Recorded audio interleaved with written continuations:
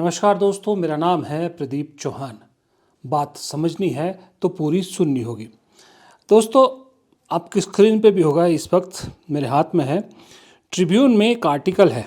ज्योति Malhotra senior पत्रकार, Tribune में senior position पे है। उन्होंने एक टाइटल दिया है, तिरस्कार इज़ द वोटर्स मैसेज। यानी कि बिहार में कांग्रेस के लिए तिरस्कार अगर हमारा करोगे उसका क्या अंजाम होगा, ये मैसेज कांग्रेस के लिए सीधा सीधा दिया गया है। इस आर्टिकल में ज्योति मल्होत्रा ने बहुत बखूबी लिखा है कि किस तरह से बिहार और पंजाब के तरन तारण बाई इलेक्शन, दोनों राज्यों ने कांग्रेस को एक सॉलिड झटका दिया है और अपने आप को अपमानित महसूस किया है कांग्रेस के हाथों। इसलिए कांग्रेस को ये सबक सिखाया है। अपमानित क्या किया है? अपमानित ये किया कि उन्हें कांग्रेस ने दोनों जगह, बिहार और पंजाब की जनता को, खासकर हम बिहार की बात करें, उन्हें वो कहते हैं टेकन फॉर ग्रांटेड, वो लिया।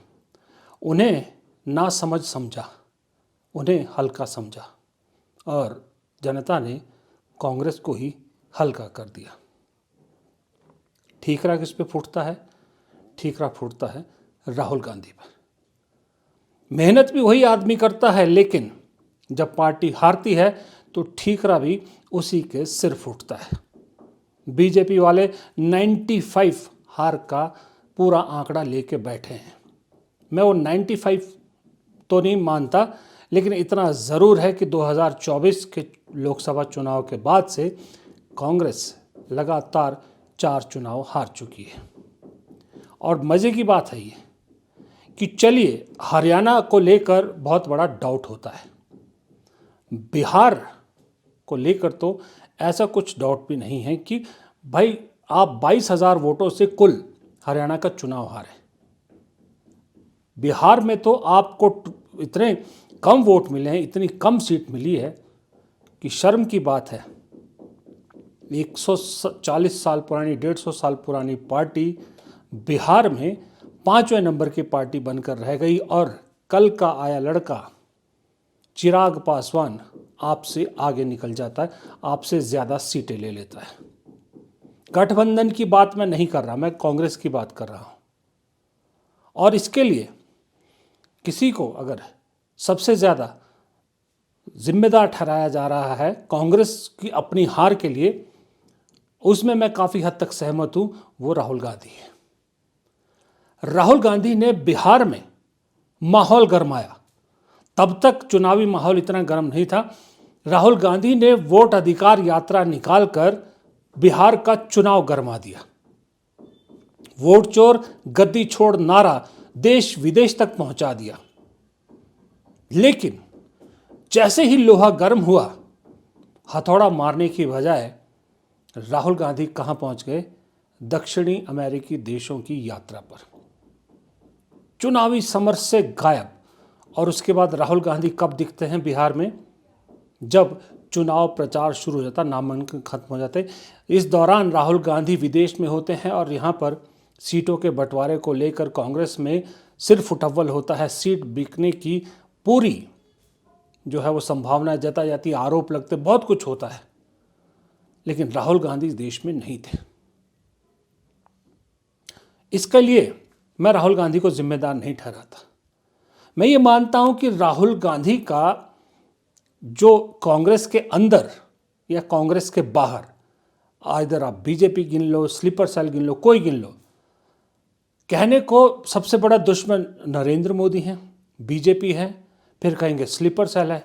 नहीं, मैं अब पुख्ता तौर पे ये मान चुका हूं, मुझे ये पूरा यकीन है कि राहुल गांधी की पॉलिटिकल पारी को ख़त्म करने की कोशिश में अगर राहुल गांधी का कोई सबसे बड़ा दुश्मन है जो उन्हें पॉलिटिकली स्ट्रांग नहीं होने दे रहा, वो है ये शख्स जिसका नाम है सैम पित्रोदा।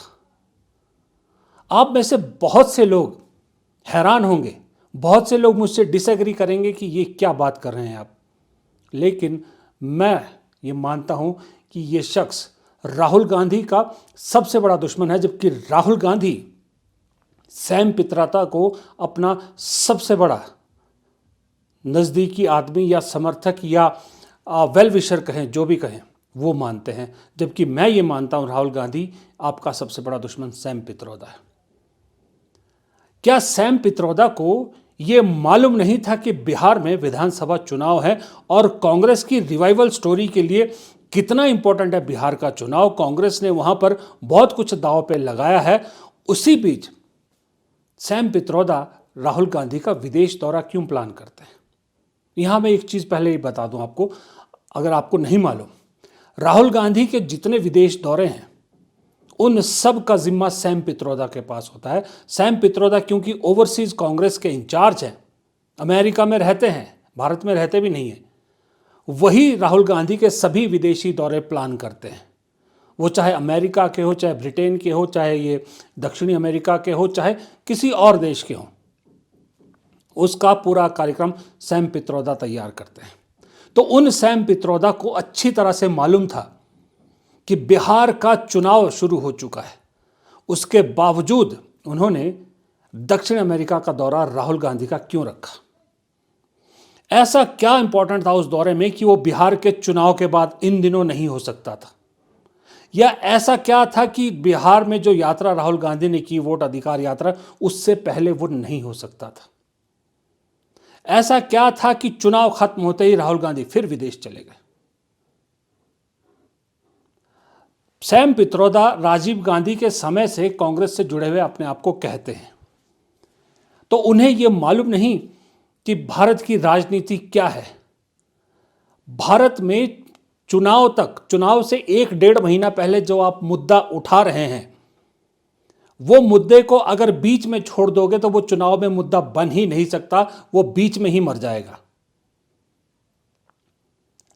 राहुल गांधी जैसा पार्टी का सबसे बड़ा नेता बिहार में उतर रहा है, बिहार में चुनाव की गर्माहट की शुरुआत करता है, उनकी बहन भी चुनाव प्रचार में उतरती है। बहुत बेइज्जती की बात है, बहुत शर्म की बात है। उसके बावजूद कांग्रेस मात्र 6 सीट ले पाती है, मात्र 6 सीट।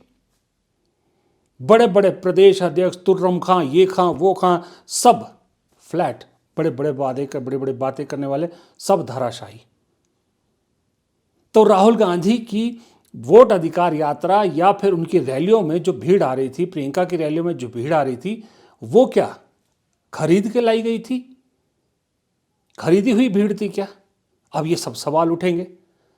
गलती सिर्फ इतनी कि वोट अधिकार यात्रा और चुनाव प्रचार के बीच में राहुल गांधी ने इतना लंबा समय ले लिया कि वोट चोरी का मामला मर गया और राहुल गांधी ने पूरा चुनाव प्रचार वोट चोरी पर कंसंट्रेट किया और वोट चोरी का मुद्दा लोगों ने बिल्कुल नहीं माना। बिहार के लोगों ने, सही कहा ज्योति मल्होत्रा ने, बदला लिया कि आपने हमें बेवकूफ़ समझा है कि आप आते हैं, वोट चोरी का नारा देते हैं, यात्रा करते हैं, उसके बाद समझते हैं कि मेरा काम हो गया, अब तो मैं सीधा प्रचार के दौरान ही आऊँगा जब चुनाव के घोषणा हो जाएगी और प्रचार शुरू हो जाएगा। कांग्रेस के बहुत से नेता आज मुझसे संपर्क में आए, बिहार में भी जो थे, दूसरे राज्यों से जो बिहार में गए थे, सबका ये कहना है कि सब हैरान थे कि राहुल गांधी बीच में विदेश क्यों जा रहे हैं, इतना गैप क्यों दे रहे हैं, ये लोहा गर्म में हथौड़ा मारने की बजाय इस लोहे को ठंडा क्यों होने दे रहे हैं। लेकिन किसी की हिम्मत नहीं है कि राहुल गांधी के टूर प्रोग्राम को लेकर कोई सवाल उठाए, क्योंकि विदेश का सारा टूर प्रोग्राम सैम पित्रोदा तैयार करते हैं। ये सैम पित्रोदा ने पहली बार राहुल गांधी के साथ ऐसा नहीं किया है। कम से कम 3 या 4 इंसिडेंट्स ऐसे हैं जब देश में संसद का सत्र चल रहा होता है, बहुत इंपॉर्टेंट मुद्दों पर डिस्कशन हो रही होती है, राहुल गांधी का सत्र में रहना जरूरी होता है, लेकिन राहुल गांधी बीच सत्र में विदेश दौरे पर होते हैं क्योंकि सैम पित्रोदा ने विदेश दौरे लाइनअप किए होते हैं। अच्छा, ऐसा भी नहीं है कि ये मिस्टर सैम पित्रोदा कोई बहुत बड़े जमीनी नेता हैं कि इतने बड़े नेता हैं कि भाई ये अपने आप में चुनाव पलट सकते हैं। सैम पित्रोदा मुझे नहीं मालूम आखिरी बार भारत कब आए थे, लेकिन जब जब सैम पित्रोदा ने मुंह खोला है तब तब कांग्रेस के लिए मुसीबत ही पैदा हुए। उसके बावजूद राहुल गांधी इन्हें मुंह लगाए बैठे हैं। आपको मैं कुछ एक दो चार आपको वाक्यास बताता हूं। आपको याद होगा, पांच आपको इंसिडेंट्स बताता हूं। देखिए, सैम पित्रोदा ने, भाई साहब ने एक बार कहा कि जब फॉरेन पॉलिसी पे डिबेट हो रहा था तो उन्होंने कहा था कि पित्रोदा ने बीजेपी के फेवरेट टॉपिक पे कहा था कि पाकिस्तान के बारे में कहा था कि पाकिस्तान में जाने पे ऐसा लगता है जैसे अपने घर पहुंचे, फेल्ट लाइक होम। और कहा दोनों देशों के लोग कॉमन पूल शेयर करते हैं। पाकिस्तान को घर जैसा कहा था। बीजेपी को और क्या चाहिए? फजीहत किसकी हुई? कांग्रेस की। फिर एक और बार, आपको मालूम है, जैसे मैंने पहले कहा, बीजेपी का फेवरेट टॉपिक पाकिस्तान। राहुल गांधी हमेशा कहते हैं कि चीन बहुत खतरनाक है, चीन को लेकर आगाह करते रहते हैं, लेकिन पित्रोदा जी ने चीन के बारे में कहा था कि चीन को अपना सबसे बड़ा दुश्मन मानना सबसे बड़ी भूल है। उन्होंने कहा था to assume that China is the enemy from day one is just not fair, not just to China but to anybody. We need to increase communication, collaboration, cooperate and co-create rather than operate with the command and control mindset. Pitroda ने ये कहा। BJP ने मुद्दा हवा हवा में ले लिया, राहुल गांधी को आईना दिखाया। फिर यूएस इनहेरिटेंट टैक्स के बारे में कहा कि भारत में भी, पित्रोदा ने कहा, यही टैक्स होना चाहिए कि मतलब जब कोई बुजुर्ग गुजरता है जिसके पास 100 करोड़ की संपत्ति है, मान लीजिए फॉर एग्जांपल पे, तो आधी संपत्ति सरकार को ले लेनी चाहिए। तब भी बहुत बवाल मचा था। ये मैं हाल फिलहाल के आपको बता रहा हूँ। फिर एक बार उन्होंने कहा, क्या कहा था, जो सबसे ज़्यादा कांग्रेस के लिए शर्मिंदगी लेकर आया था।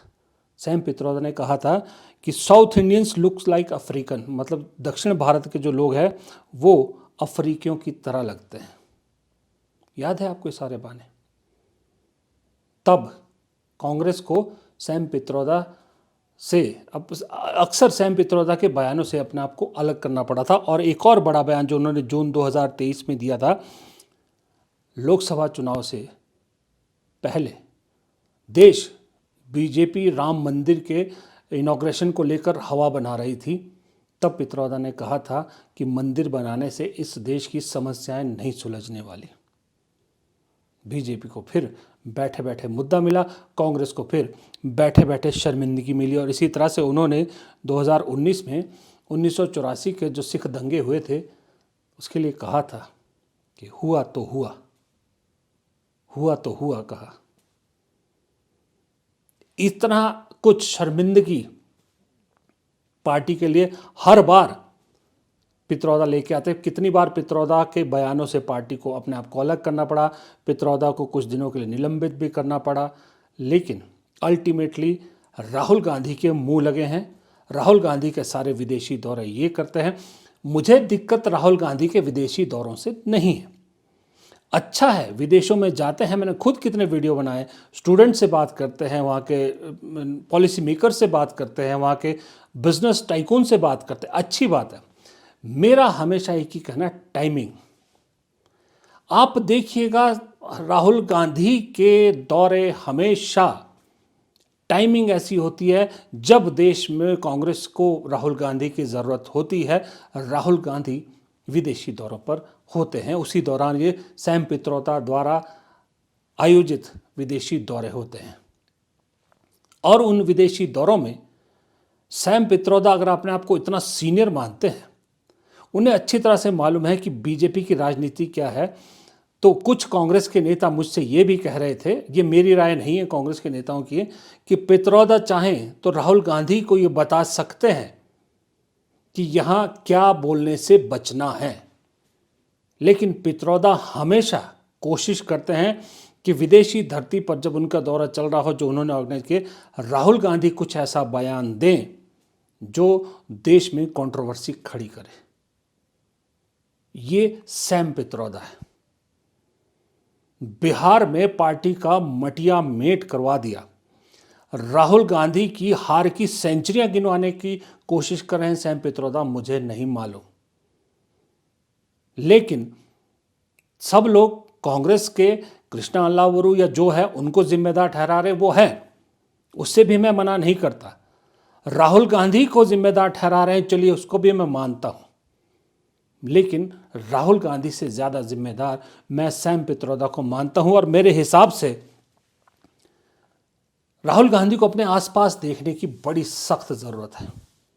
राहुल गांधी के दुश्मन बाहर नहीं है, राहुल गांधी के दुश्मन ज्यादा स्लीपर्स नहीं है, राहुल गांधी के सबसे ज़्यादा बड़े दुश्मन उनके सबसे नज़दीकी लोग हैं, जिसमें सबसे पहला नाम मैं सैम पित्रोदा का दे रहा हूं, क्योंकि सैम पित्रोदा बेशक रोज़ाना राहुल गांधी की डे टू डे पॉलिटिक्स में इंटरफेयर ना कर पाए, लेकिन जब भी वो राहुल गांधी की पॉलिटिक्स में घुसते हैं, राहुल गांधी की राजनीतिक सफ़र को 2 कदम आगे ले जाने की बजाय 4 कदम पीछे ले जाते हैं।